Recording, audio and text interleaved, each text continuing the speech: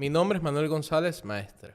Este podcast es parte de mi interés por el desarrollo del conocimiento humano, con la intención de participar activamente en mi ciudad, mi país y mi región, creando un espacio para compartir ideas y ser un vehículo para la comprensión.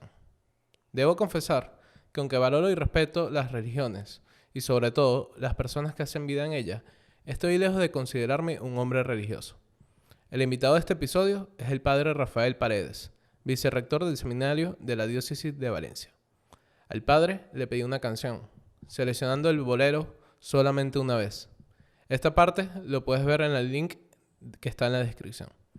Hablamos de las reformas en el paradigma que promueve la Iglesia Católica para el siglo XXI, del Papa Francisco I y de la vida personal del propio padre Rafael. Si te gusta la idea del podcast y quieres que hagamos más conversaciones como esta, déjanos tu like, suscríbete y envíaselo a un amigo. Puedes verlo en YouTube, donde te invito a que nos dejes tu opinión. Puedes escucharlo en Spotify, Google Podcast y Apple Podcast, donde puedes dejar un review de hasta 5 estrellas. En la descripción tienes el enlace a nuestro grupo de Telegram, donde activamente conversamos como comunidad. Gracias por tu participación en la cultura. Padre, una de las cosas que quería hablar con usted es que, bueno, las reformas que está dando la iglesia, ¿no? Sí. Bueno, yo creo que estamos en un tiempo como muy privilegiado. El mundo está cambiando. Algunos dicen que estamos en un cambio de época, o una época de cambios. Algunos dicen que es un cambio de época, que así como la edad antigua terminó y comenzó la edad medieval. Claro, cosas que se fueron mirando esa prosecución del tiempo después, o el cambio de la época tiempo después, como para delimitar, mira, hasta aquí llegó tal cosa. Pero yo creo que la llegada del internet y este mundo digital, este continente digital, hace que el mundo sea diferente. La globalización, vemos cómo ha cambiado la vida del mundo. Y lo vemos en cosas muy positivas, como puede ser el internet, como pueden ser los avances tecnológicos, como pueden ser los avances científicos en relación a la salud. Pero también lo vemos en torno a la propia salud. Gracias a la globalización tuvimos el COVID y se expandió de una manera tan espantosa que no hubo pueblo sobre la faz de la tierra que no experimentara. Bueno, exagero con esto, pero todo el mundo vivió lo que el COVID es o fue. Así que la iglesia está también dentro de este cambio de época o esta época de cambios. Y como siempre, la iglesia ha tenido que responder a estos cambios que el mundo vive. Al final la iglesia es una institución que Jesús creó para anunciar su evangelio, para que perdurara su evangelio, sus ideas, su salvación, sus sacramentos, su mensaje. Y a lo largo de los años la iglesia se ha adaptado a los tiempos o ha respondido. Algunos podrían hablar de que la iglesia se está modernizando, pero quizás hablar de modernidad es como más bien cambiar todo. O sea, es rechazar una idea e implantar algo nuevo. Yo creo que la iglesia hoy en día precisamente utiliza esta palabra que acabas de decir, se reforma, como siempre se ha reformado. Reformar significa como adaptar algo que ya está, o dar ajustes, ajustar cosas que ya están. Y creo que a eso en eso vamos. Claro. Bueno, aquí estamos, ¿no? Un cura hablando. Bueno, dentro de eso mismo que usted dice, me imagino que el internet forma parte de algo que al final el Vaticano considera, ¿no? La iglesia en general. Claro, estamos dentro de un mundo digital y el Papa y las demás instituciones, desde el Papa Juan Pablo II, se pide a la iglesia una nueva evangelización. Okay. Que tenga el mismo mensaje. Al final el mensaje no cambia, es el mismo mensaje de Jesús, pero sus métodos de cómo anunciar el mensaje, por supuesto, han cambiado. Vemos el tema de cuando llegó la radio y momentos como muy especiales. Creo que de hecho el día de la radio está tomado como el día en el que el Papa, no recuerdo qué Papa sería, transmitió por primera vez hizo una locución en radio al mundo. Okay. Entonces, la iglesia ha estado a la par de los avances tecnológicos y ha respondido frente a esto.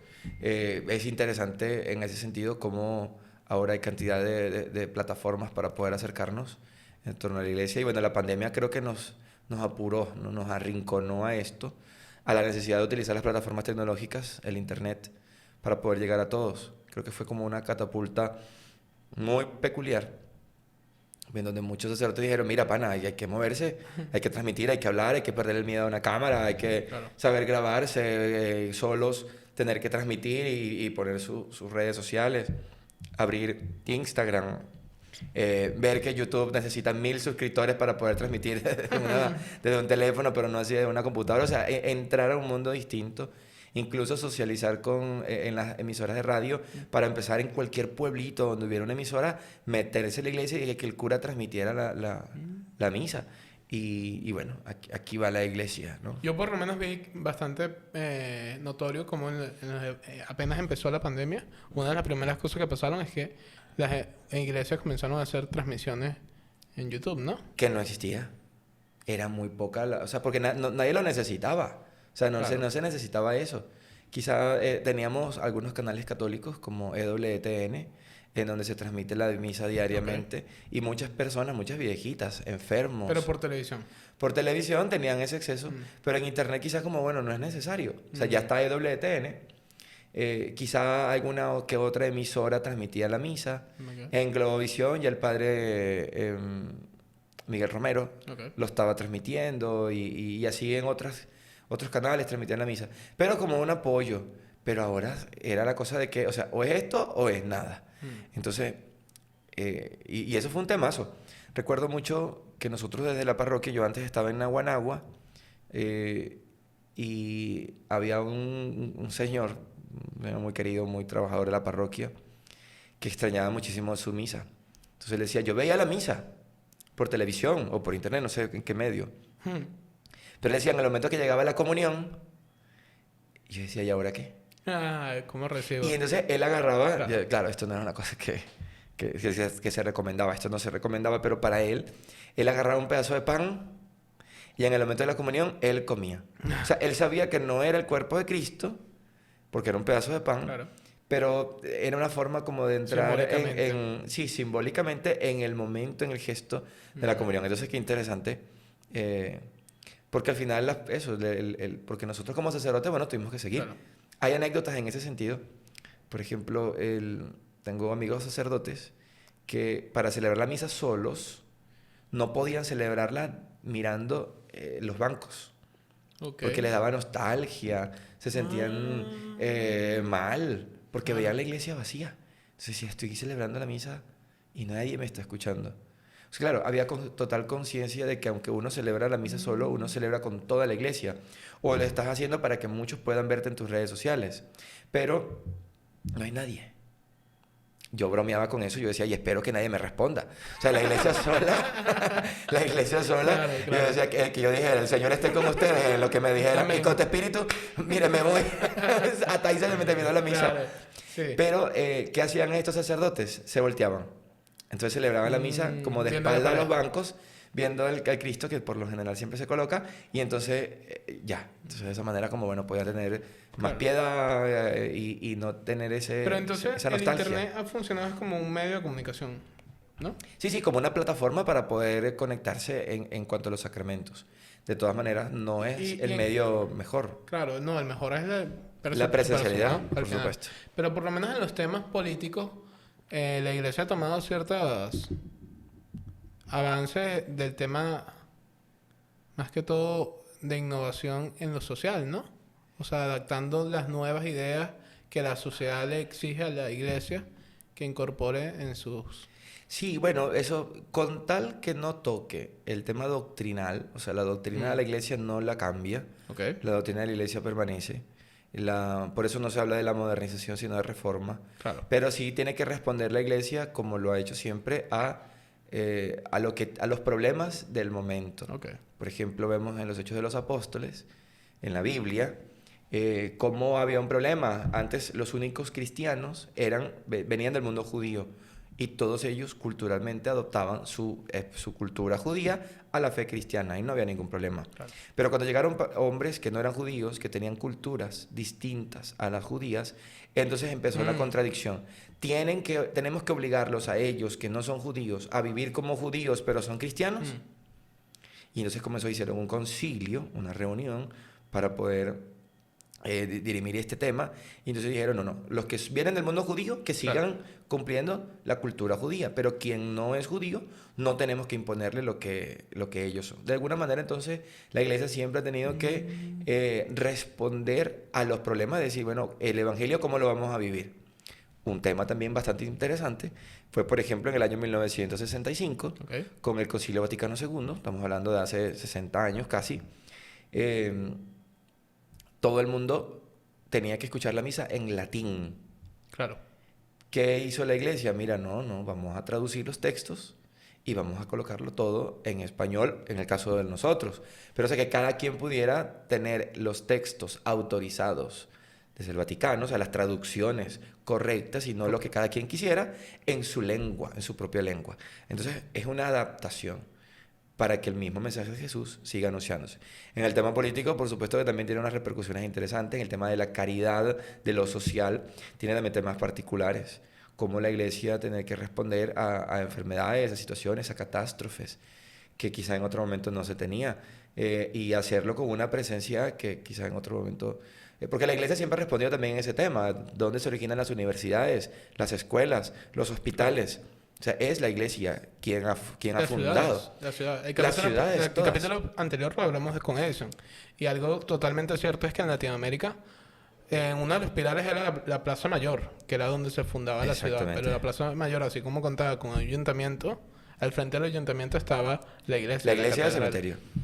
cementerio. Sí. Entonces, la iglesia ha sido la institución que ha llevado a la creación de ciudades, de pueblos, en medio de los bemoles que la iglesia, como cualquier institución humana, porque somos humanos, pero ha sido instituido por Dios. O sea, en eso uno no puede decir, es como que, bueno, es que tiene que ser todo orinar agua bendita. Claro. Y si se tiran peos, que vuelan incienso. O sea, eso sería tonto. Absurdo. Pensar al final es una institución creada por Dios, querida por Dios, pero al final llevada por hombres. Claro, obvio. Y en ese sentido, siempre la capacidad de fallar, de la infidelidad, está presente como en cualquier institución humana. Con problemas, ¿no? Porque, bueno, al final, por lo menos, evidentemente, algo que se le critica bastante a la iglesia es las crisis que han tenido en los últimos 10 años, ¿no? Que eso involucra los casos de pedofilia, ¿no? La pedofilia es uno de los temas, pero luego también está el tema de la corrupción, cómo obispos han malversado fondos de la iglesia y por eso el interés del Papa Benedicto XVI, del Papa Francisco, de encarar esto no en tribunales eclesiásticos, sino llevarlo a tribunales civiles. Porque entonces bajo el amparo de la sotana puede haber condescendencia. Pero los papas han querido precisamente que la iglesia responda en su ser del mundo o ser en el mundo, bueno, responder también no solo a lo material, sino también a lo moral, Claro. a lo judicial, a lo legal, ¿no? Son temas que han sido muy dolorosos, pero que al Papa Francisco le ha tocado en ese sentido ir delante y ser, a los ojos de algunos, muy duro. A otros piensan que no ha sido duro, que ha sido condescendiente, pero realmente si uno se pone a mirar lo que ha hecho el Papa, ahorita está un cardenal que en un proceso judicial. O sea, y se le quitó su investidura. O sea, no importa que sea un cardenal, se le quita la investidura, se investiga y se resuelve. Pero como hubo ahorita otro, el cardenal Pell, no recuerdo el país, fue acusado de abuso sexual y al final el juicio lo llevó a una instancia civil, no eclesiástica. Y al final el tribunal lo exculpó, digo, no, lo declaró inocente. O sea, no hay razones. Entonces, es un tema de mucho desprestigio. ¿Se reincorporó a la iglesia después de que...? No sabría decirte en este momento, creo que no. Es un cardenal ya anciano. Okay. No sé de qué pasó con el cardenal Pell.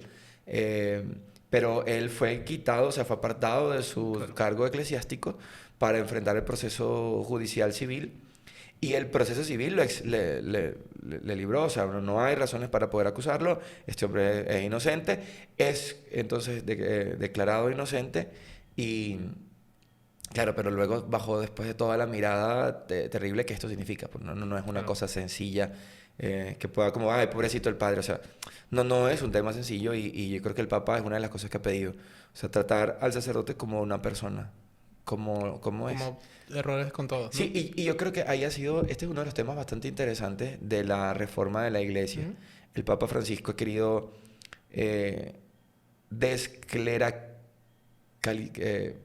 Descalificar. clericalizar, Ok. desclericalizar Ok, separar. la iglesia. O sea, la iglesia no tiene por qué girar en torno al clero. La iglesia Mm. tiene que girar en torno a Jesús y su mensaje. Mm. Entonces, el Papa, si algo ha querido, es recordar que el anuncio de Jesús es el anuncio que genera alegría, fuerza, vida, y que las instituciones clericales, nosotros como clérigos, como la parte jerárquica de la iglesia, entendamos que somos servidores, ministros, y no los dueños, no los jefes. Eso ha sido como una de las líneas de reforma que el Papa Francisco ha Es hecho. como que volver al mensaje original, ¿no? Claro, y que este mensaje de Jesús se ha hablado en palabras del hombre de hoy, le hable al hombre que camina y que como sacerdotes o no sacerdotes, al final vamos en un mismo proceso de santidad, de descubrimiento de nuestra propia realidad, de iluminación de nuestra propia vida y del mundo que tenemos alrededor, para la salvación. O sea, no es un tema solamente como de, bueno, una sociedad bonita. No, es que este mensaje de Jesús libera mi corazón en este mundo, pero también para la vida eterna. Entiendo. Entonces no es solamente un tema de la reconstrucción social, Mm. sino también es que el mensaje de Jesús es un mensaje liberador y trascendente, Claro. que eleva el alma a Dios y no solamente que le hace ser una mejor persona. O sea, no se trata solo de ser mejores personas. El Papa ha querido esto. Se puede decir que hay gente que critica mucho al Papa Francisco porque, así como usted lo dijo, ¿no? Pero hay gente que incluso lo considera que va en contra de la iglesia, ¿no? Sí, O sea, bueno. y gente que se considera creyente y fiel a la iglesia. Sí, hay gente que lo ha tildado del anticristo, que es un papa falso, que por el hecho de que el Papa Benedicto todavía esté vivo, Claro. él no puede estar dentro del papado, aun cuando las leyes eclesiásticas están que todos los cargos eclesiásticos son susceptibles o sea, quienes ejercen los cargos eclesiásticos pueden renunciar a ellos, tienen derecho a renunciar a ellos. Entonces no es una cosa como que Jesús dijo, hasta que te mueras. O sea, eso no lo dijo Jesús, eso no está en la tradición, Lo que no pasa es que el han sido primer pocos, papa. ¿no? Han sido pocos. Sí, pero entonces, claro, son muy escandalosos y agudos estos comentarios contra el Papa, pero realmente si uno mira un poco más abiertamente la vida de la iglesia toda y por dónde vamos, y qué es lo que ha hecho el Papa Francisco, porque no ha sido una cosa solo de él, sino que él ha sido uno que se ha sentado con los demás cardenales y a planificar. Incluso antes de ser electo, hubo un consistorio, una reunión, no recuerdo el nombre específico, una reunión de los cardenales, de todos los cardenales, cuando el Papa Benedicto XVI renunció, y todos ellos se sentaron a decir qué necesita la iglesia, Claro. para dónde va la iglesia, y el próximo Papa que elijamos entre nosotros, ¿qué tiene que hacer? Entonces muchas de esas ideas que el Papa ha tenido han sido elementos que el mismo Papa ya había escuchado. Claro, tiene también una forma muy particular de hablar. Hay una anécdota muy, muy cómica, y es que la primera Navidad que el Papa Francisco le da un mensaje a la curia romana son como sus principales trabajadores. Ok. O sea, hasta el Papa, él es el obispo y él tiene una curia. Que son los que trabajan en el Vaticano. Los que trabajan en el Vaticano. O sea, entonces es el mensaje de Navidad del Papa a sus empleados, trabajadores, entre comillas, sus colaboradores. ¿Y cuál fue el mensaje? Las 15 enfermedades de la curia romana. O sea, pero ¿cómo no se va a ganar enemigos? O sea, ¿cómo no se va a generar críticas si lo primero que hace en un mensaje así, quizás es decirle en qué estamos mal? A nadie le gusta que nos digan en qué estamos mal. O sea, uy, estás como gordo. O sea, pana, no me lo digas. Claro, ya lo O sé. estás muy flaco, ¿qué tiene? Estás demacrado. Pana, no me lo digas. O sea, así no. Yo tengo un espejo. No, eso, no me lo digas así, o si te preocupa, o sea, exprésalo de otra manera. O sea, quizás en ese sentido, Ha sido muy frontal. sumamente. Y por lo menos en los temas frontales, él ha hablado varias veces, ¿no? De la homosexualidad. No, el tema de la relación con los homosexuales, de la iglesia con los homosexuales, o de la sociedad con los homosexuales. ¿Cuál es la posición que proyecta la iglesia en los próximos años? Mira, yo no sabría decir cómo va esto, ¿ok? Solo sí mirar qué quiere el Papa en estos tiempos. O sea, al final no es una cosa de defender colectivos. Al final yo creo que es defender a la persona y su valor, su dignidad.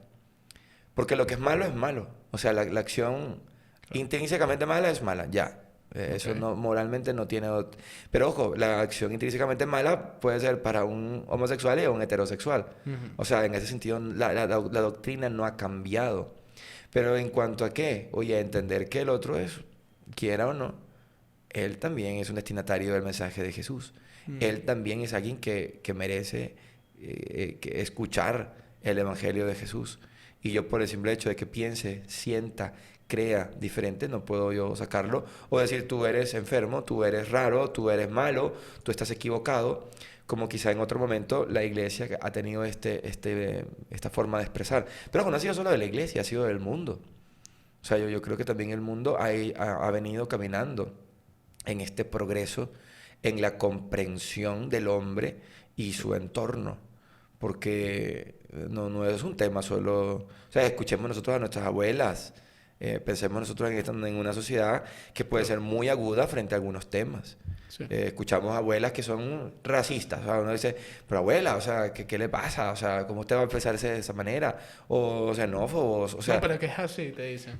Entonces, no es una cosa, repito, solo de la iglesia. O sea, yo creo que es un progreso no sé, en la comprensión, en la propia fenomenología del mundo, en la interpretación de las cosas. El tema de la comida, entonces está el tema de aquellos que son vegetarianos, aquellos que un poco más son veganos y tienen unas doctrinas firmes en torno a esto, unas convicciones en torno a esto. Y entonces en estos días veía una noticia, entonces entraron un grupo de veganos a una panadería y empezaron a vaciar todos los litros de leche en el suelo y a hacer un desastre porque ellos no están a favor de que se consuma la leche animal.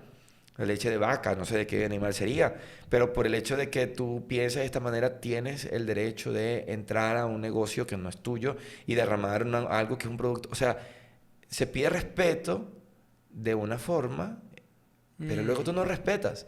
El tema de los colectivos de esto LGTBI, que en algunos sectores generan este tipo de deformaciones, manifestaciones desnudos delante de iglesias, específicamente como para provocar destrucción de símbolos religiosos. Y no solamente del tema de esto de diversidad sexual, sino también de diversidad política. O sea, tienes el derecho para hacer esto. Entonces tú podrás decir, bueno, pero es que la iglesia también. Ok, ya va. Ok, yo también entiendo y sé los excesos de la iglesia. Y los reconocemos y los vemos como excesos. Pero, pana, tú estás haciendo esto en el 2022. En cambio, la iglesia hizo eso en el 1492, 1400, 1500. Claro, O sea, juzgar a la iglesia por el pasado hoy en día no tiene mucho sentido. como a cualquier institución. Como cualquier persona. Como a cualquier institución. El tema de la silla eléctrica. Hoy nosotros vemos, bueno, no, nadie merece la pena de muerte. Ok, eso lo vemos nosotros ahorita. Pero piénsalo hace 50 años atrás. O sea, quizá era la forma en cómo eso se podía manejar.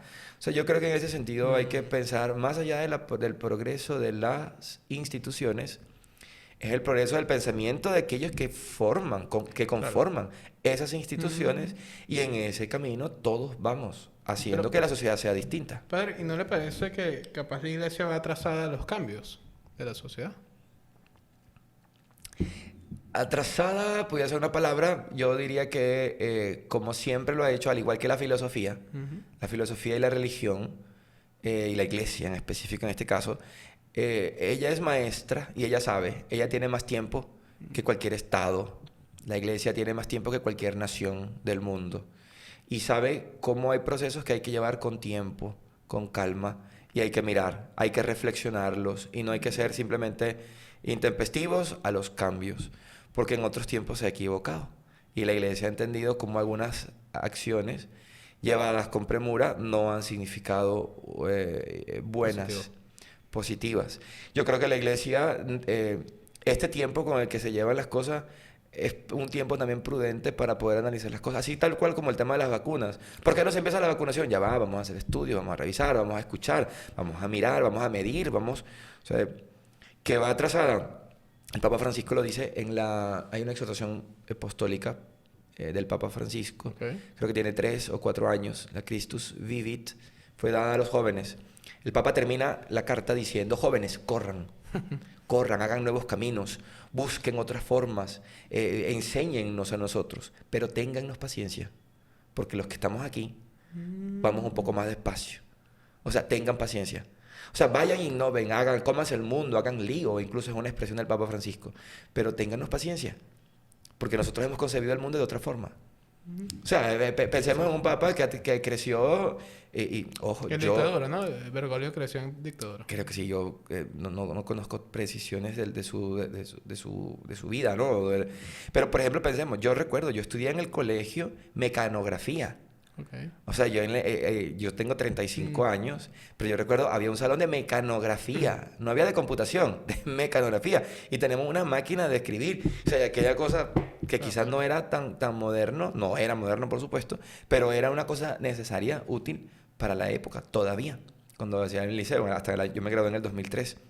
Entonces, pensemos ahora en un papa que tiene 83 años, 84 años, o nuestros obispos, que han tenido que crecer en otros contextos tan distintos a los nuestros.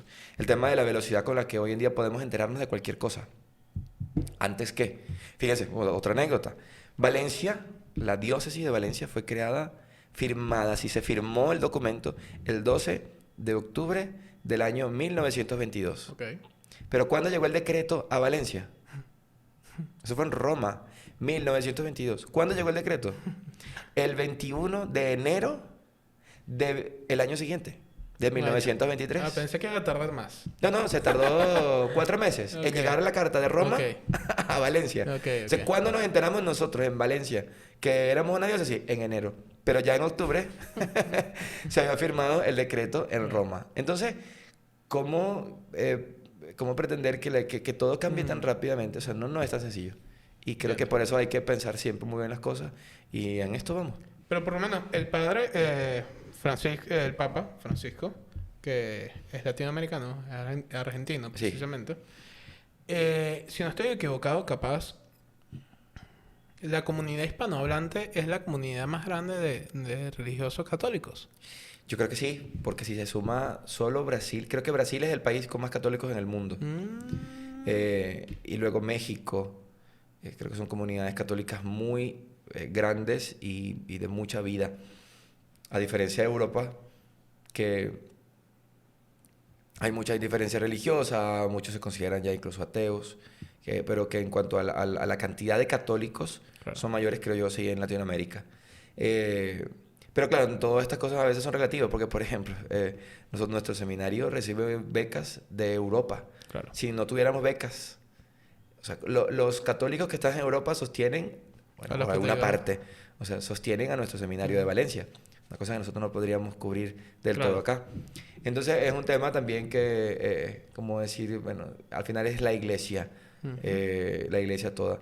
Pero por lo menos algo que está llamando en los últimos meses, en el último año, el Papa, es a la unión de Latinoamérica, ¿no? Bueno, y con eso le han echado palos como cosa rara. No sé, bueno, también su visión del mundo, él como jesuita, la capacidad de entrar en el mundo y pensar no solamente en lo que tengo aquí, sino también en la proyección de un ingenio que trasciende fronteras. Claro. Permite de alguna manera como descubrir un mundo distinto.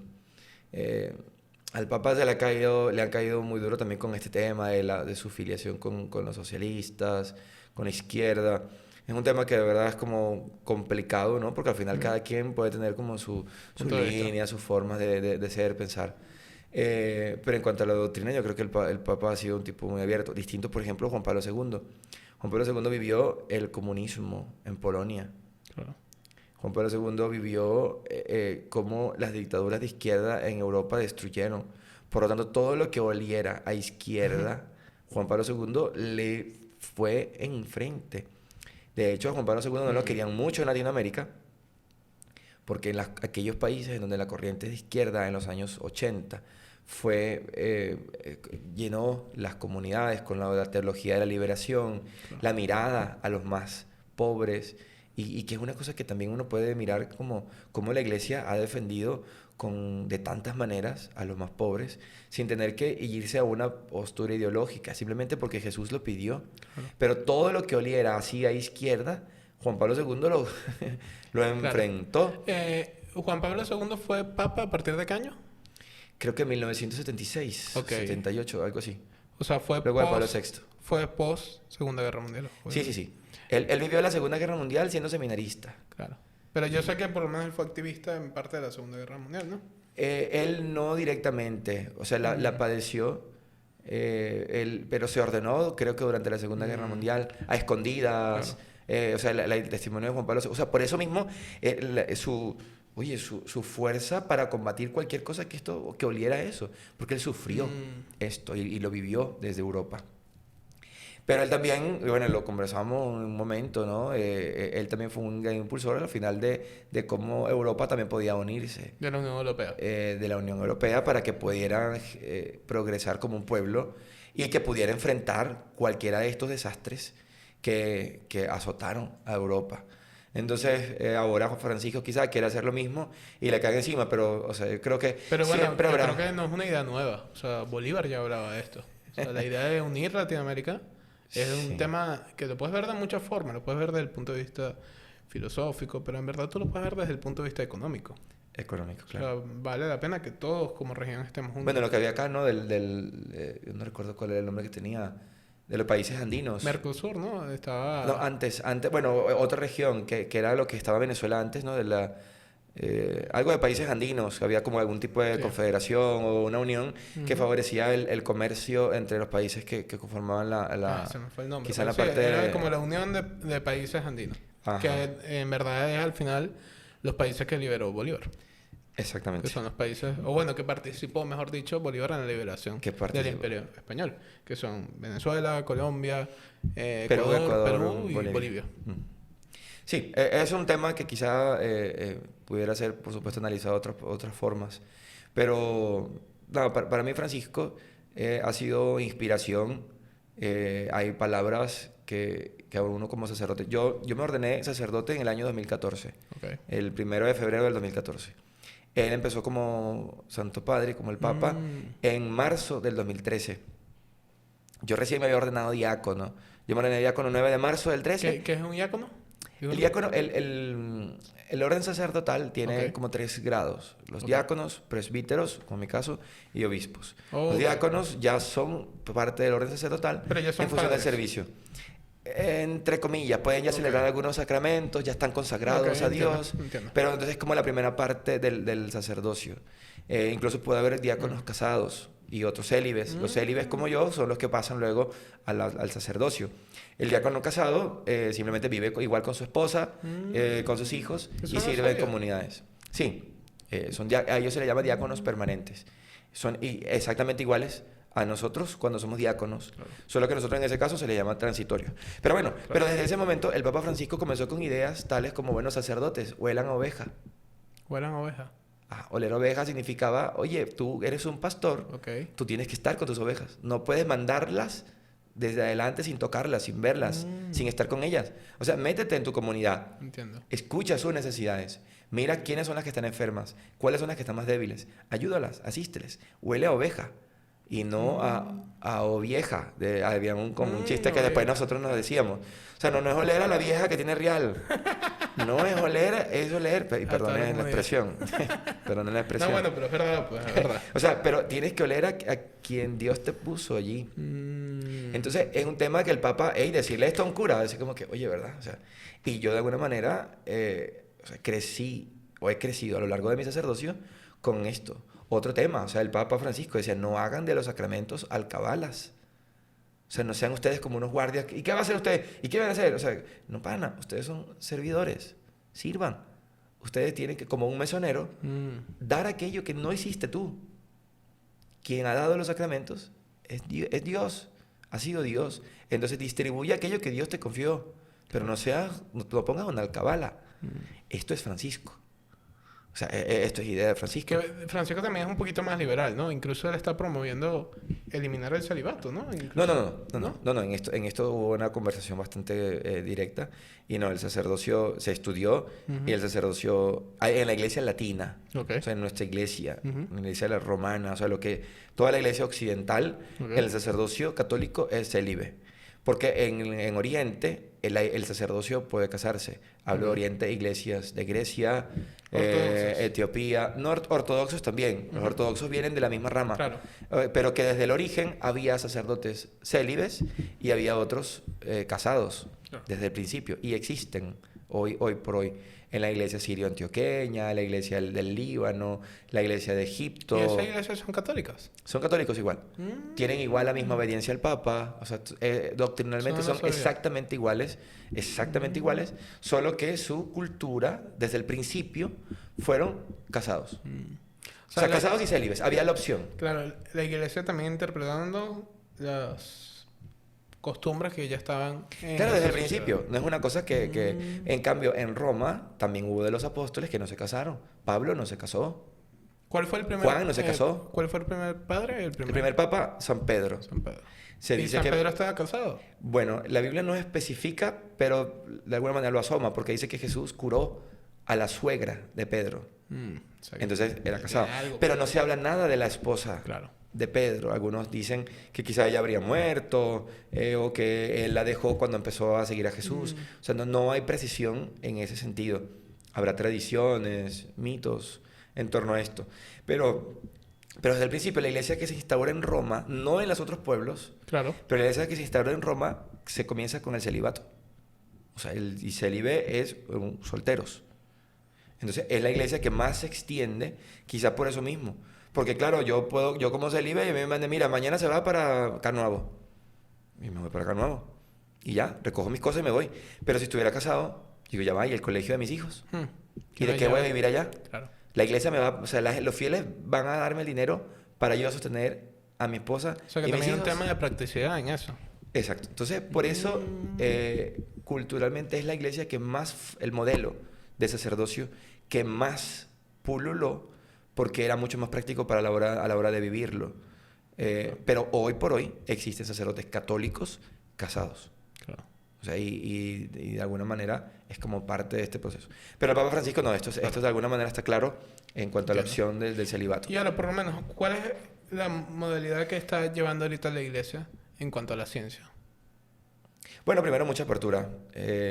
Vemos la cantidad de universidades católicas, sobre todo los jesuitas, pero también los dominicos, los franciscanos, el Opus Dei, Legionarios de Cristo y demás, algunas otras órdenes quizás también tengan, pero sobre todo estos, tienen universidades en el mundo en donde Y de las el mejores progreso universidades. de las mejores universidades en el mundo y allí están dando aportes a la ciencia con las cosas más modernas.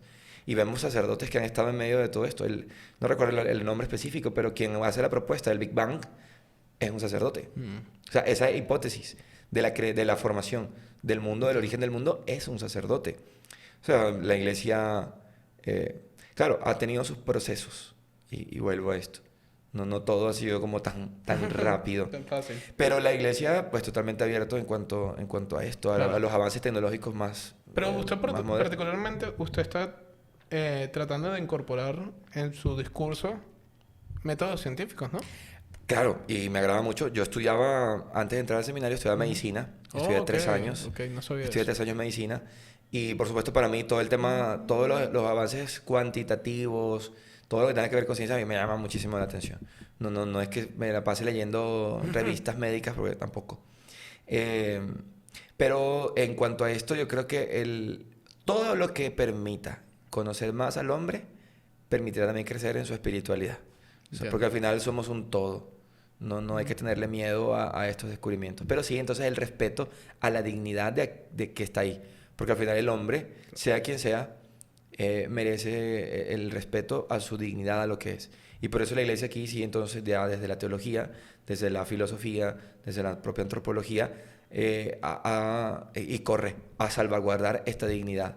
O sea, por eso no podemos estar de acuerdo a favor de, por ejemplo, de la manipulación de material genético, de mutaciones como para estudios. O sea, la iglesia no puede estar a favor de esto, porque al final es jugar con la vida humana y que es un don de Dios. Entonces, vamos a estudiar, vamos a investigar, vamos a hacer cosas grandes, pero sin detrimento del hombre. O sea, al final la iglesia custodia, protege, cuida. Y al final luego el hombre termina como golpeando a la iglesia, ¿no? O acusándola, cuando la iglesia, su fin principal es cuidarlo, custodiarlo, iluminar, comprender mejor su vida. Por eso no puede estar en contra del progreso científico, pero tiene que moderar o ayuda en la moderación de sus avances, porque no todo siempre será positivo. O sea, habrá cosas que siempre serán inmorales porque van a ir en contra del hombre. Pero no, la iglesia está, ahí está, o sea, ahí está, en la vanguardia. A mí me sorprende mucho la universidad, por ejemplo, Javeriana, en donde nosotros estamos afiliados, la Universidad Javeriana de Bogotá. Javeriana. Javeriana, sí. ¿Javeriana por qué? De San Francisco Javier. Ok. San Francisco Javier de... Era un jesuita. Ajá. No, Francisco Javier es un jesuita, Ok. de los primeros jesuitas, junto Francisco de Asís, ¿no? Francisco de Asís es otro. Es el primero. Francisco de Asís es de la parte de los franciscanos, es otra congregación. Okay, este es San Francisco Javier. Okay. Él fue uno de los primeros 7 jesuitas, junto con Ignacio de Loyola. Por eso el nombre. Pero en esta universidad en Colombia, de los mayores avances científicos, o sea, de los principales lugares de desarrollo científico en Colombia, los tiene la Universidad Javeriana, llevada por sacerdotes. Bueno, o sea, es un tema... En varias universidades. La mejor universidad de Venezuela, la mejor universidad de México terminan siendo universidades jesuitas. Católicas. Pero jesuitas, creo. Sí. Entonces es un tema, en esto yo creo que la iglesia no tiene temor, pero sí tiene una responsabilidad. Y por eso quizás en ese sentido sí, bueno, nos caerán a palo, pues. Claro, pero por lo menos algo que es irreprochable para la iglesia es que promueve, por lo menos, muchas investigaciones que involucran lo antropológico y lo sociológico, ¿no? Claro. Tenemos innovaciones en esos campos precisamente dados por investigaciones en todo lo que es la sociología. Por lo menos sé que hay un estudio muy importante de un padre venezolano del UCAP, donde él argumenta de que las madres son la figura más importante. Claro, el padre Alejandro Moreno. El padre Alejandro Moreno, paz descanse, murió hace creo que 2 años. Okay. Él era español, pero toda su vida la pasó en barrios de Caracas. Un sacerdote salesiano. Fue profesor también aquí en la Universidad de Carabobo. Pero ese es uno de los grandes pensadores. Pero luego tenemos también nosotros, y no podemos olvidar a los franciscanos, capuchinos, que han estado en los vicariatos apostólicos. Estos son las zonas del Tamacuro, la zona del Amazonas, allá los salesianos también, toda la zona del Caroní, la zona sur del estado Bolívar, el estado de los capuchinos. Luego también los capuchinos en toda la zona de la sierra de Perijá, con los indígenas.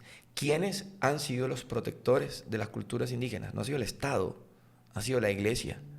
Traducción de la Biblia y textos, el lenguaje, la preservación de los idiomas, de los dialectos indígenas. ¿Quién lo ha defendido? La Iglesia. Luchando contra la globalización que el mundo les propone.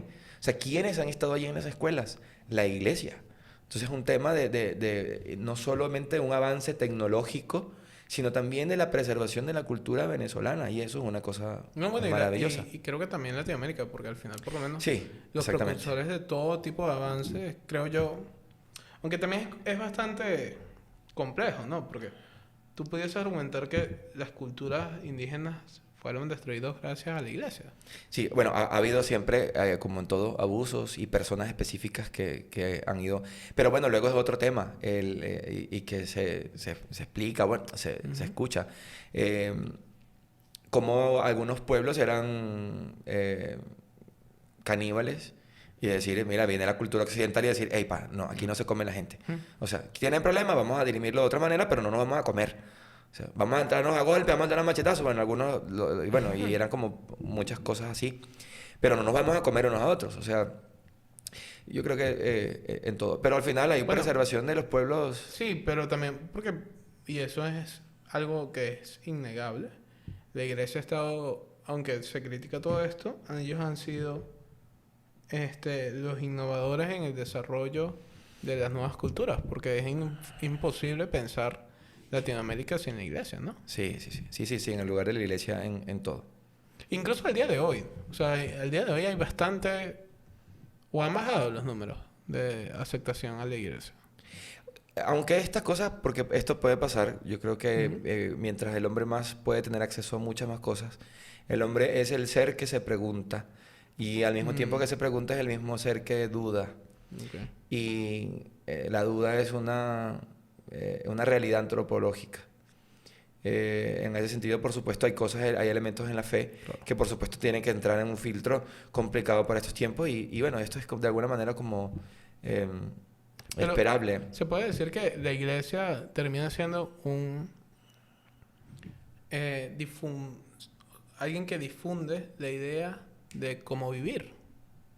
Bueno, ordena, claro, con toda la estructura que la iglesia propone, toda la estructura moral, también lo ha salvaguardado la iglesia. Y si no, miremos nosotros todos los elementos, ojo, con sus excesos, como cualquier cosa, ¿no? Yo creo que en eso uno no puede ser tonto y pensar o buscar instituciones inmaculadas, llenas de... O sea, es tonto, pero ahí ha estado la iglesia. O sea, ¿cuál es la institución que tiene mayor cantidad de voluntarios en favor de los demás? O sea, la iglesia. Ahí está Cáritas. O sea, Cáritas tiene más voluntarios en el mundo que la Cruz Roja, por ejemplo. Y en la Begoña me sorprendía la cantidad de personas que colaboraban en la olla solidaria. Claro. En mi época distribuíamos nosotros 900 platos de comida semanales. Wow. Pero no era una cosa que hacía el cura. O sea, yo no lo hacía. Claro, vamos a buscar las cosas, vamos a moverlas, ¿no? Al final el cura termina siendo un tema de como un claro, pequeño gerente, contacto, gerente, cumplir un rol de liderazgo para muchas cosas. Claro. Pero al final, ¿quién termina haciendo las cosas? ¿Quién termina haciendo las cosas? Las señoras, los muchachos que iban y con gran cariño, personas entonces canal padre, mira, yo no voy a ir a hacer la comida, pero aquí está un bulto de pasta. Entonces, maravilloso, como es como una misma familia, bueno, ayudarnos. Y yo creo que esta es la iglesia, ¿no? Es la comunidad de hermanos que se apoyan, que caminan, que van en un avance constante, que están en las buenas y en las malas, cuando un niño nace y cuando alguien muere, cuando alguien está en el mejor momento de su vida y cuando alguien está en el peor. Y ahí está la iglesia de Jesús. Y aquí vamos. Y la iglesia no somos nosotros los curas. Al final la iglesia es algo mucho más. Por eso el Papa Francisco, esto es una de las cosas como que, o sea, somos un cuerpo. Y no es una idea del Papa, o sea, esto es, así lo quiso Jesús. O sea, sean uno. ¿Cuál es el mensaje de Jesús? Sean uno, como el Padre y yo somos uno. Y que cuando la gente los mire, sepan que ustedes son mis discípulos, porque se aman. Y es un reto. Siempre lo ha sido, porque bueno, el corazón humano es tan pervertible como siempre lo ha sido. Por eso es un reto vivir el Evangelio, porque ser familia con alguien que a lo mejor te cae mal, tienes que tratarlo como hermano. Y los discípulos pelearon. Si los discípulos de Jesús pelearon, que tenían a Jesús al lado, y que eran menos, ¿no? que eran 12 nada más, ¿cómo no vamos a pelear nosotros o tener quizá algún tipo de diferencias? Así que nada, la iglesia de Jesús siga en este camino, pues claro, descubriéndose, pero sobre todo descubriendo el mensaje del mismo Dios y actualizarlo a su presente. Claro. Padre, le ofrezco un ron. ¿Quiere un ron? Ron. Un ron. Puede ser, no, pero yo todavía tengo café. Ok. Vamos a... Pudiera ser, pero... No, yo digo, si usted quiere lo busco. Ahí, está por ahí. ¿Pero lo vamos a tomar entre los dos? Sí, claro. Bueno, tomemos. Ya vengo. Una de las preguntas más importantes que hay que hacerle a un padre cuando se tiene la oportunidad es si hay que lanzarle un poquito a los muertos, ¿no? Hay que lanzarlo. Forma parte de ¿Sabes la que eso tiene un sentido? Porque en el rito antiguo de la celebración de la misa, el sacerdote echaba agua bendita en el suelo, porque era como un gesto de... O sea, rezar, estamos rezando por ustedes. Okay. O sea, no solamente rezamos por los vivos, sino que también en la misa rezamos por los muertos. Por los muertos. Entonces, era eso. Quizá alguna persona empezó a decir eso o empezó a... O lo escuchó de un sacerdote. Y entonces también, ahora cuando van a tomar, le dicen a los muertos. Pero bueno, eso tiene un significado... Echa un poquito más. No le eché a los muertos. Qué particular. Bueno, perfecto. ¿Cómo dices? Que no le eché a los muertos. No importa, no pasa nada. Bueno, bendiga el trago. No, lo tomamos los vivos. En mi familia nunca ha sido... Salud, vale. Ah, no, en mi familia tampoco. Salud. Salud, vale. Qué interesante. Qué Mi rico. familia nunca ha sido muy religiosa, pero sí hemos valorado bastante la iglesia, ¿no? Porque al final Ok. forma parte Claro, la de fe nosotros. cristiana. Claro. Pero bueno, por lo menos yo me crié en un colegio que sigue los lineamientos de Juan Pablo II. Del Papa Juan XXIII, que digo. ¿Estudiaste en el Juan 23? Estudié en el Juan XXIII. Ah, tremendo. Para mí uno de los mejores colegios Bueno. del país, inclusive. Yo estoy de acuerdo, de verdad, para mí en el colegio Juan 23. Bueno, son mis amigos. Chamanera, señora Virginia, una gente maravillosa. Maravillosa. Qué bien, vale. ¿Estudiaste toda tu...? Toda mi vida estudié en el Juan XXIII desde primer grado hasta quinto año. Entonces, bueno, parte de las cosas es que uno Qué también bueno. se vuelve, incluso yo que no soy una persona, y usted lo sabe, no soy una persona religiosa, no soy una persona creyente, valoro mucho a la religión y sobre todo valoro a las personas que hacen vida de la religión. Porque es como cada quien decide qué tipo de vida quiere llevar, ¿no? Sí, claro. Y entender que hay caminos para llevar la vida y entenderla te ayuda a ser feliz, ¿no? Entonces, es imposible que yo le diga a alguien, mira, este no es el estilo de vida que tú tienes que llevar. O sea, ¿quién soy yo para decirle a alguien, no, mira, no, la religión tal? Sí, sí, sí. No, y mucho más en Vamos a estos ver. tiempos. Salud por todo lo que venga, chamo. O sea, Yo creo que esto uno tiene que descubrirlo como con paciencia. O sea, al final el hombre es un misterio, somos un misterio. Y misterio no significa aquí en la teología o en este momento, en esta conversación, como algo oscuro que no se puede conocer.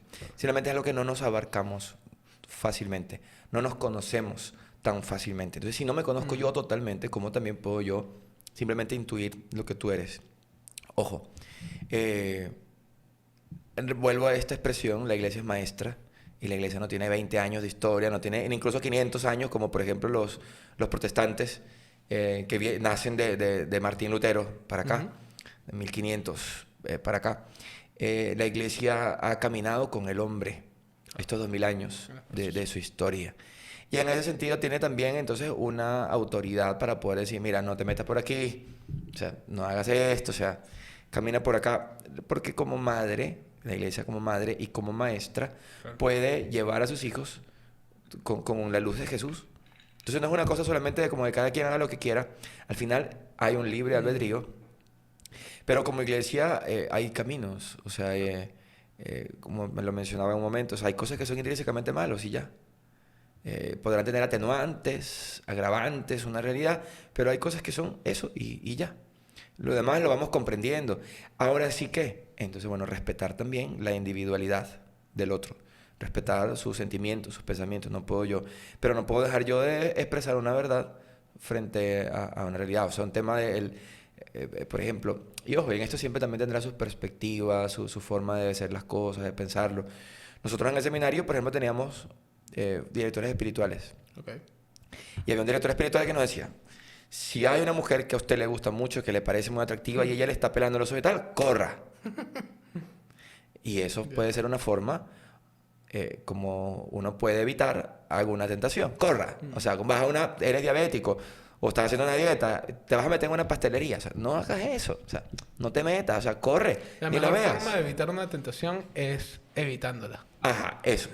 Huir, quitarla. Pero ojo también, Claro. tuve directores espirituales que podían decir lo mismo frente a una realidad, o sea, no lo mismo, una cosa diferente.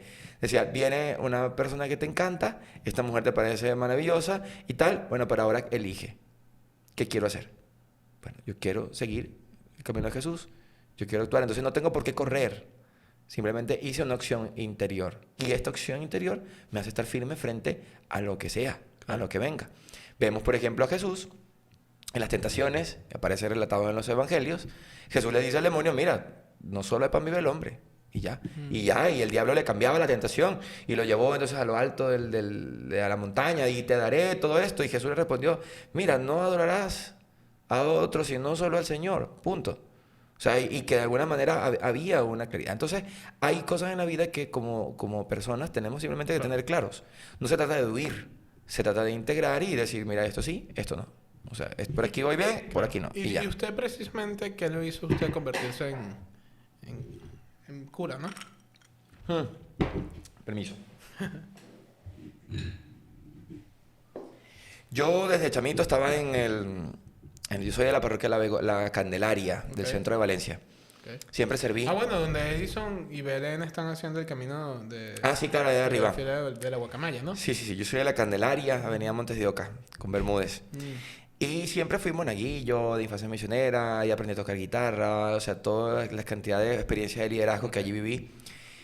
Empecé a estudiar medicina, pero estudiando medicina, una vez estaba en una operación. Era buen alumno, buen estudiante. Sí, sí, sí, me encantaba, me encantaba. Y era de los que llegaba con asma a mi casa después de haber estado mucho tiempo en la morgue de la universidad, mirando, estudiando, revisando los cadáveres, enseñando a compañeros para que, o sea, cuáles eran las estructuras anatómicas que estábamos mirando en el cadáver. Me encanta hoy por hoy.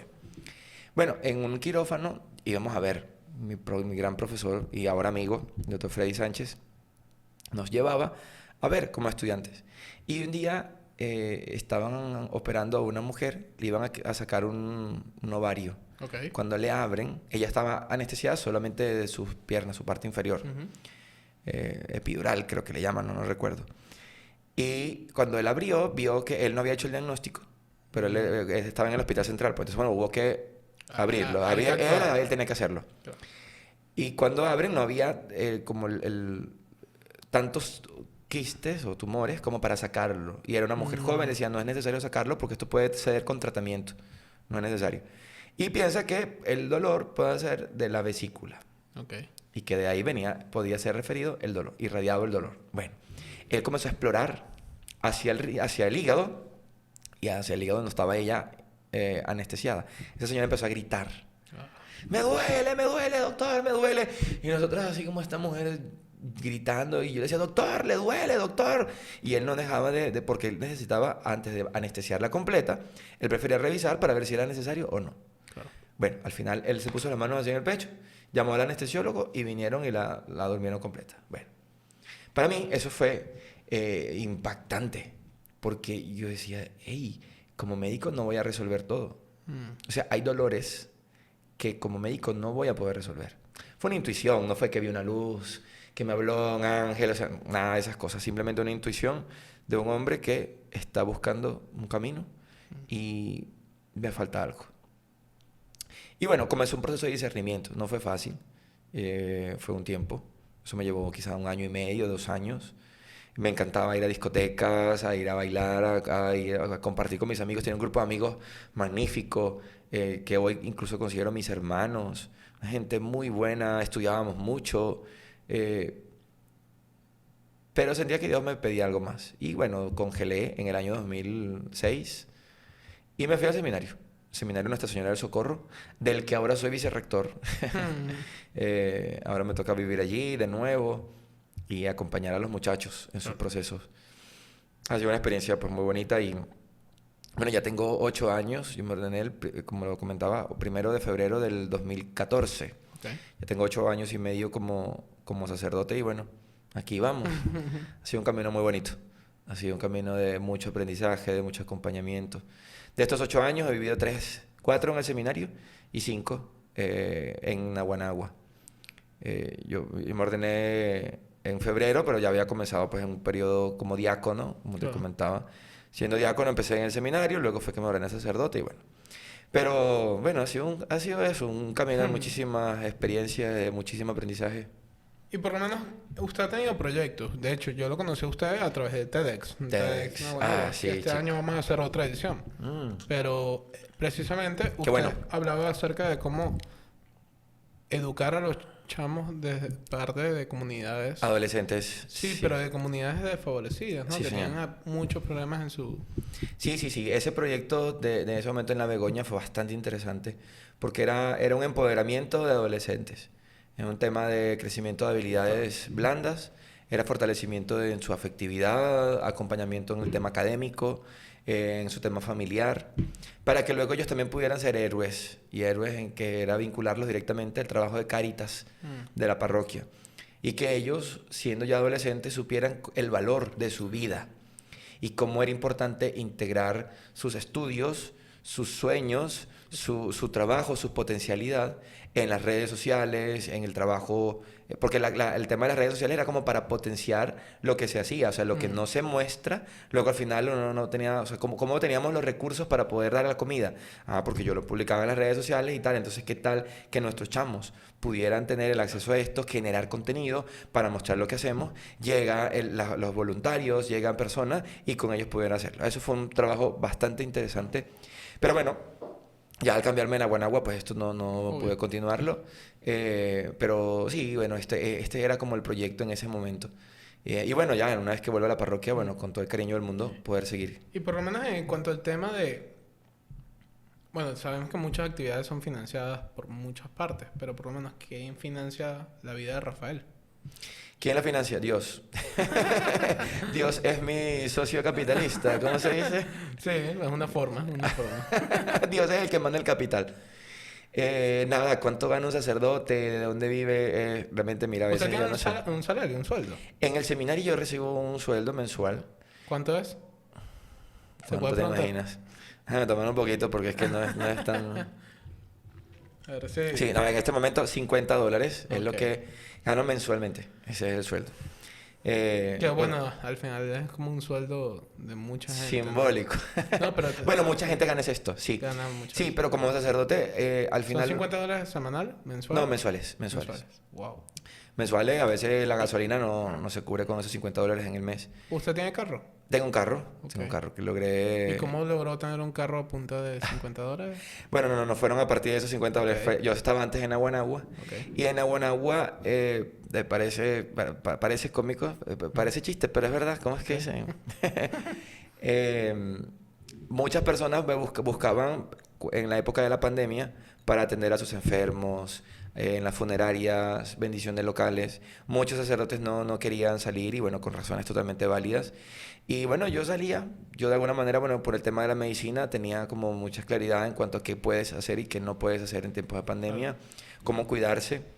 Y aparte usted, no sé, pero no sé la estética, pero puede ser usted uno de los sacerdotes más jóvenes de la ciudad. No soy el más joven. Hay sacerdotes más jóvenes. Claro.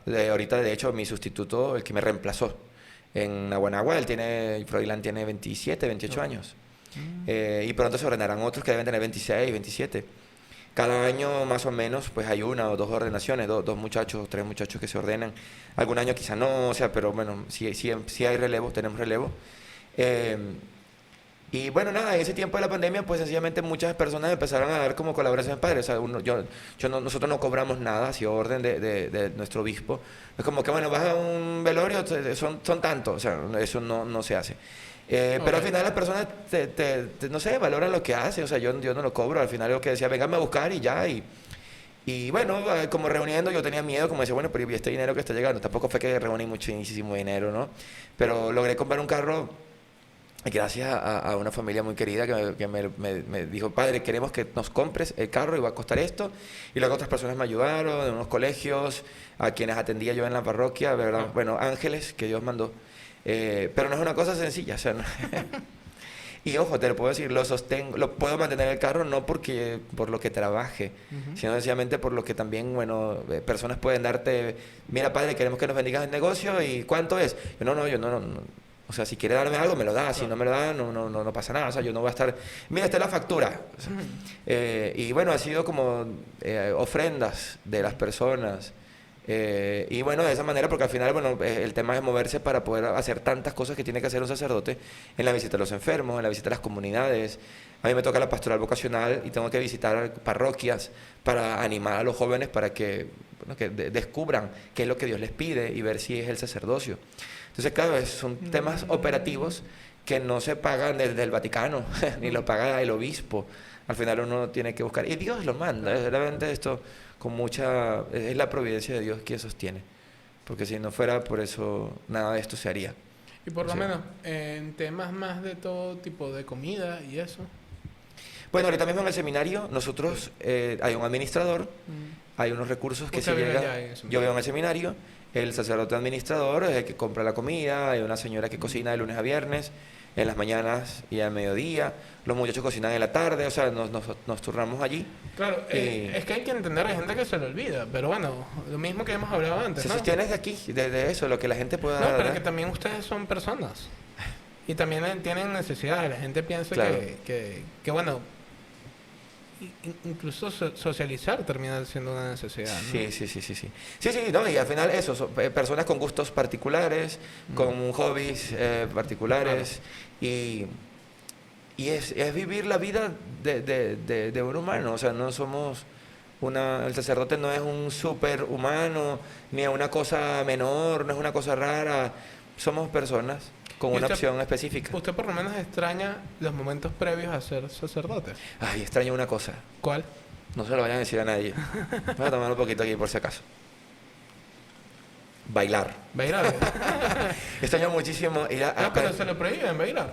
No, pero a veces puede ser, Ok. puede no ser prudente. O sea, Ok. es un tema como que puede no ser prudente. Quizás la prudencia sería la palabra. Pero yo, por ejemplo, iba a discotecas cuando era un chamo y me encantaba, lo disfrutaba muchísimo. Pero ¿qué hacíamos? Íbamos siempre un 2x2, un 3x3. Éramos amigos y íbamos a la discoteca. ¿Tú llegaste a ir al Lechat? No, pero sé cuál es. Una que estaba en la Cuatricentenario, ¿no? Ajá, ajá, ajá. Sí, sí. Sí, eso Pero en no, la esa avenida. ya estaba, cuando yo nací ya estaba cerrada. Manuel, por favor. No, ¿Qué edad tampoco tienes tú? sé. 24. 24, más gente, te llevo 11 años. Ujú. Yo llegué a ir al chat o sea, eso me encantaba, de verdad. Claro. Pero bueno, una cosa que sencillamente uno dice, bueno, se hacen opciones y bueno, no hago esto, pero tengo que hacer otras cosas. Y yo creo que al final la vida, como todo, tiene sus opciones. Todos hacen opciones en su vida para tener orden. Y si no hay orden, no hay estabilidad. Si no hay estabilidad, no hay felicidad. Creo que la felicidad no es solamente un tema espiritual, es un tema de integración de todo. Quien solamente piense que es algo espiritual, pues bueno, hay quien lo logra de esa forma. Pero creo que, o solamente material, Claro. pero al final somos un todo. El hombre no es solamente una dimensión, una parte. Somos un todo y creo que la armonía en esto es lo que nos da plenitud. El que pueda haber orden en el corazón, en todos los aspectos de la vida. Lo emocional, lo intelectual, lo moral, lo social, lo físico. Y aquí yo creo que está la felicidad, en el orden, en el equilibrio. Aristóteles creo que decía eso, ¿no? La virtud está en el medio. O sea, ni el exceso, ni la carencia. Claro. En el medio. ¿Y usted por lo menos ha pecado siendo sacerdote? Bueno, cada rato, claro. Si no, el pecado es una realidad humana, imagínate. Y de tantas maneras. Que no me voy a confesar aquí, tendré que darme un poco más, pero no lo voy a hacer. Pero bueno, por lo menos, aparte de todas las... Claro, no, y pecar y confesarme. De la misma manera, como cualquier persona. Yo no es que me pongo delante de un espejo y bueno, Rafael, esta te la perdono. Y la de mañana también te la perdono. O sea, no, también nosotros... Adelantado. No, también tenemos nuestro director espiritual, nuestro confesor, porque es un proceso de integración espiritual que no solamente se ofrece para la plebe. O sea, no, esto es para el hombre. O sea, es un proceso de construcción personal, es un proceso de identificación con Cristo, es parecernos cada día más a Cristo, y esa es la santidad. La santidad no es otra cosa que parecerme más a Jesús, el hombre perfecto. Ese hombre que amó libremente, que perdonó en libertad, que incluso a sus enemigos nunca les quitó pues la vista. Reclamó lo que tenía que reclamar, le dijo lo que tenía que decir, pero un hombre íntegro. En ese sentido, creo que nosotros como sacerdotes también estamos totalmente llamados a identificarnos a esto. ¿Y cómo ha sido su relación con Dios? Uf, ha sido una pedagogía, ha sido un proceso. Dios ha sido un papá que sabe decir las cosas, que ha sabido decir las cosas, que ha sabido poner y quitar, que ha sabido iluminar y cubrir. Ha sido para mí si pudiera expresar esto, primero padre, Claro. o sea, Dios un padre, pero luego también Dios un compañero. Hay momentos en que hay figuras de personas en nuestra vida que no necesitan decirte nada, simplemente acompañarte para darte tranquilidad y estabilidad. Y Dios también ha sido eso, un compañero. Ha sido un padre, ha sido un padre, sí. Y alguien que te escucha, alguien que no te juzga, y que te entrega un regalo mucho más grande de lo que uno mismo se puede merecer. Bien lo decía San Pablo, llevamos un tesoro invaluable en vasijas de barro, frágiles. Y para mí ha sido esto, ¿no? Un padre que pone en mis manos algo muy bonito, la vida, y que me ha permitido acompañar a otros en este camino, y como sacerdote esto ha sido magnífico. Creo que el perdonar pecados, el escuchar los problemas de los demás, acompañarles, familias, niños, jóvenes, ancianos, incluso a personas en el momento de su muerte, cómo llevarlos, cómo acompañarlos hasta el momento en que mueren. Para mí ha sido una dicha hermosísima. Incluso para mí hay un caso, y lo recordaré siempre, 4 jóvenes que, estando yo en la Begoña, acompañé en el proceso de su muerte, jóvenes, o sea, y que siempre recordaré, y para mí han sido incluso hasta unos angelitos que le pido a Dios que ellos puedan interceder por mí. Uno muerto por VIH, otro muerto en un infarto, otro falleció después de un ACV, y tras una experiencia pues espantosa. Y chamos magníficos. El otro se suicidó. Estaba tratando de recordar el último, un enfermo, paciente psiquiátrico, un chamo de 18 años. Todos entre 17 y 19 años. Y para mí esas experiencias me han marcado muchísimo, y saber que tú has sido al menos una lucecita de parte de Dios para ellos, porque no solamente es el tema de soy Rafael, sí, soy Rafael, pero soy sacerdote. O sea, estoy aquí en tu vida no por ser Rafael, o sea, sí, con toda mi personalidad, pero estoy aquí porque soy sacerdote, y ser parte de la vida de esas madres, de esas familias, de acompañarles, y entender la fragilidad de la vida, definitivamente para mí ha sido de las enseñanzas más grandes del mundo. Cómo la vida es un valor, es algo tan grande, y que tiene que saberse vivir con un ron, con un café, con lo que puedas, con lo que tengas, pero descubrir que Dios está allí. Por eso disfruta, aprovecha, pero sé responsable de cada cosa, claro, porque al final la vida es un paseíto que se terminará. Y vivirlo así como sacerdote realmente ha sido muy sabroso. Ha sido una experiencia increíble. Cambia la perspectiva de todo. Por lo menos, ¿usted tiene alguna corriente? O sea, tipo, como estábamos hablando, de los jesuitas. Soy diocesano. Okay. ¿Qué es diocesano? Como diocesanos, somos parte de una iglesia local, de una iglesia regional, de una iglesia específica que camina en este lugar. O sea, yo soy sacerdote no para un superior de los jesuitas o de los salesianos, sino que yo soy del obispo de Valencia. O sea, yo soy de Valencia, le pertenezco a la arquidiócesis de Valencia, que territorialmente está comprendido en todo el estado Carabobo, menos la costa. O sea, yo le pertenezco. O sea, estoy incardinado, es la palabra canónica con la que se utiliza, estoy incardinado a la iglesia de Valencia.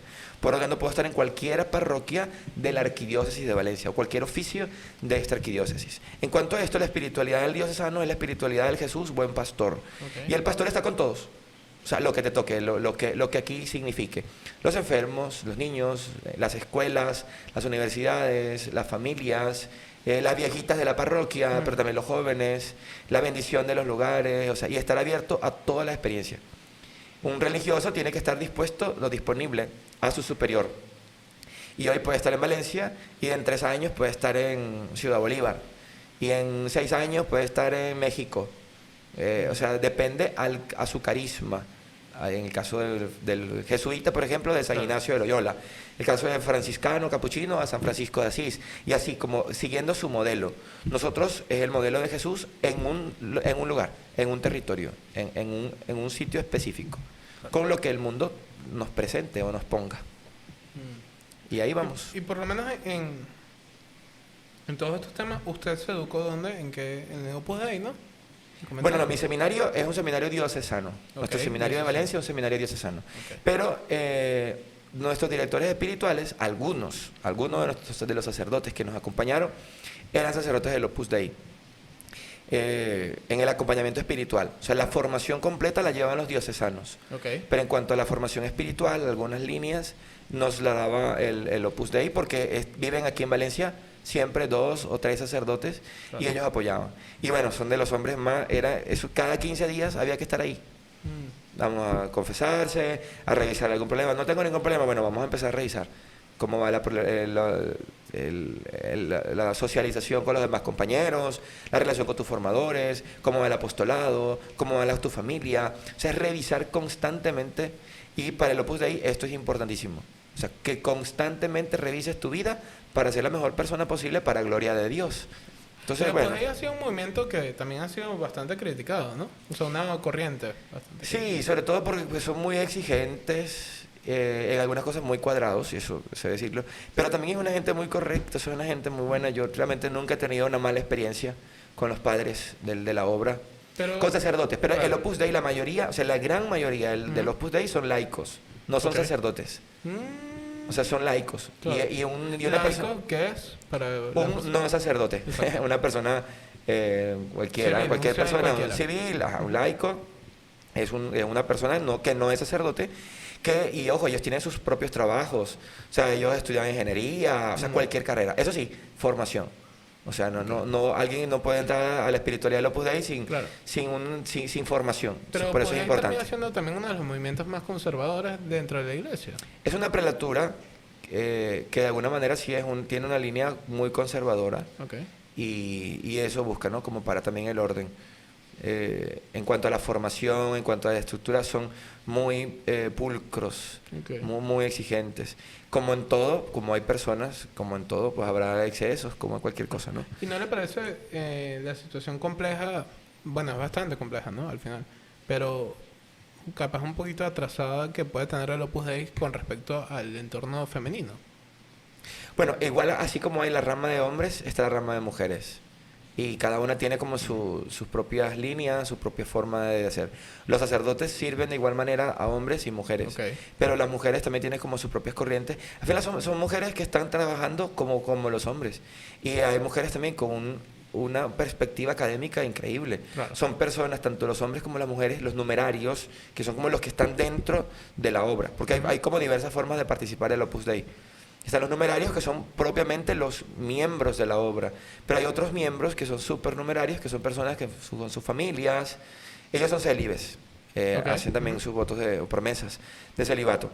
Pero hay familias que también están afiliadas como supernumerarios, que también están incluidos allí. Pero en cuanto al nivel de la formación, o sea, yo no podría decir en absoluto en este tema, no tengo como mucha... Porque para mí no ha sido la experiencia de Valencia... no ha sido una experiencia mala, que yo vea que traten mal a una persona. Más bien, los sacerdotes de la obra han sido gente extraordinaria, súper sencillos, pulcros, diligentes, o sea, de los mejores sacerdotes, lejos de los escándalos que pudiera haber en otras cosas, que realmente no es tampoco como mi afán de conocerlos, y podrán estar, repito, como también ocurren en mi propia iglesia diocesana, o sea, como cualquier cosa. Pero para mí más bien ha sido gente súper competente, de los que más estudiados, de los que buscan hacer posgrados. Y bueno, ahí está un diputado de la Asamblea Nacional, hay uno, Juan Miguel Mateus, él es del Opus Dei, o sea, un hombre con doctorados, con diplomados en el mundo, con una formación académica pulcra, y ahí está, diputado de la Asamblea Nacional, o sea, y es un numerario del Opus Dei, o sea, un tipo magnífico, a quien conocí, o sea, un hombre brillante, y ahí tranquilo, humilde, sencillo, tipo... Padre, y sobre todo ahorita viendo el futuro, que lo que depara el futuro, ¿cómo se ve usted en 5 años y cómo ve la iglesia en 5 años? Primero, ¿cómo me veo? No sé, pero quisiera estar haciendo doctorado. Okay. Quisiera hacer un doctorado. Yo terminé una maestría el año pasado, civil, no tiene nada que ver con la iglesia. ¿Una maestría en qué? Hice investigación educativa en la Universidad de Carabobo. Fue una experiencia maravillosa. Quisiera, si pienso así como muy humanamente, quisiera estar haciendo un doctorado. Si la iglesia me concede la oportunidad de haber hecho alguna especialización fuera del país, me encantaría. 2 años o 3 años en España o Roma. Eso sería chévere, pero no es mi proyecto de vida. O sea, si la iglesia me llama a eso, será chévere. Si no, mi doctorado sí, aquí en la Universidad de Carabobo también. Pero como sacerdote pasa algo, yo no puedo... o sea, hay cosas que sobrepasan mis manos y que no puedo yo simplemente como elegirlas, porque me rindo a la obediencia a mi obispo, y según las necesidades de mi iglesia diocesana, yo estoy ahí. y espero estar allí. O sea, colaborando con mi obispo, con mi diócesis. Eso es lo que espero en 5 años. Más allá de dónde, haciendo qué, eso espero. Porque es la vida del sacerdote. En obediencia a nuestros superiores, para el bien de la iglesia, en donde quiera que esté. Ahora, ¿dónde va a estar la iglesia en 5 años? Yo solo espero ser parte de este proceso de comprensión del mundo y responder con la misma palabra, la misma alegría, la misma fe de Jesús, la misma vida que Jesús quiso darnos. ¿Qué quiero? Que la iglesia cada día más conozca más al hombre de este mundo, siga en este proceso de comprensión, de transformación, pero ofreciendo el mismo mensaje de Jesús. O sea, yo no espero que la iglesia haga otra cosa en ese sentido, pero sí que cada día más pueda encontrarse con el hombre. Entiendo. Y a ese hombre hablarle y enamorarlo de Dios, de su reino. Padre, muchas gracias de verdad por haber venido. Encantado, chico. Me encanta que usted haya venido, me encanta lo que usted comparte, las ideas. Me parece que es una forma de utilizar las herramientas hoy en día. Usted hace una actividad casi como influencer, ¿no? Bueno, algunos dicen eso, pero bueno, simplemente usar los medios. Las herramientas, ¿no? Del día de hoy. Sí, usar los medios y disfrutarlos. Lo disfruto. Una de las cosas que estoy haciendo y que planeo seguir haciéndolo en el podcast es regalarle un libro a mi invitado. Ah, sí. Escogí este libro para usted. Se llama Primero rompa todas las reglas. Ok, qué interesante, vale. Pero sobre todo, bueno, la idea es un libro para un gerente. Ok. Entonces, entendiendo que al final usted forma parte como un gerente, Ok. llevará capaz a su camino, ¿no? Y bueno, la idea es compartir el conocimiento como usted hizo con nosotros por este periodo de tiempo en el podcast. Chamo, me encanta esto, qué interesante. Esto sí es una sorpresa. Muchas gracias, vale, muchas gracias. Mira, y primero este ron es muy rico, diplomático, Claro. diplomático de los mejores. No, Y bueno, fíjate, que- se hace cerquita del pueblo de donde yo soy, de Lara. Sí. Yo soy de Lara. Este ron se hace en La Miel, en Dusa. Esto es Estado Lara, entre Acarigua y Barquisimeto. Yo soy de Sarare, que es el pueblo que está al lado. Para llegar a Sarare, Eso es un llano prácticamente. uno huele, sí, es como la entrada del llano desde Barquisimeto. Qué rico poder compartir hoy un ron larense. Bueno, salud.